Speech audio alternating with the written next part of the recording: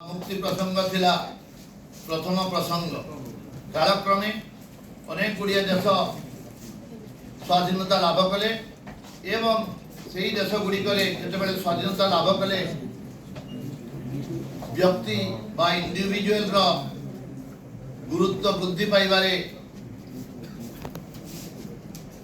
Press तथा सांबादिकतार सृष्टि होता। तेणु यही गणतंत्र राष्ट्र में सांबादिकर भूमिका अत्यंत गुरुत्वपूर्ण।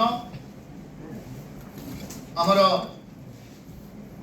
प्रेस बंधुगण भितर बहुत सुंदर कथा समस्ते कही किंतु मोर गोटे समस्त पाखे अपील रही समस्ते उपयुक्त संवाद परिवेषण करंतु निर्भीकतार सहित परिवेषण करंतु एवं सत्य संवाद परिवेषण करंतु।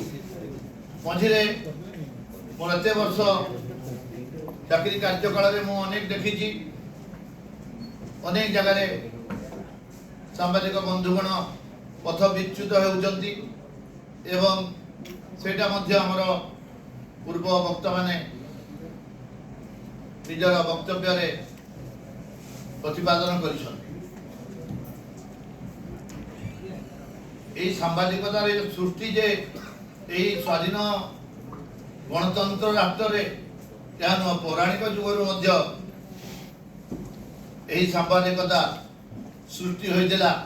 आपण माने समस्त पुराण पढ़ी समस्त पुराण में वर्णित अच्छी सबु देवगण सांबादिक हेले महर्षि नारद से जदिओ नारायण नारायण जप करते तथापि से नारायण विरुद्ध जदि परिवेषण न करेंगे ठीक रूप संवाद परिवेषण न करेंगे ताहले देश में दंगा परिस्थिति सृष्टि हो। तेणु समस्ते देश में समाज जमी मंगल हेब मंगलकारी संवाद परिवेषण करंतु। प्रेस दिवस समस्त को शुभेच्छा।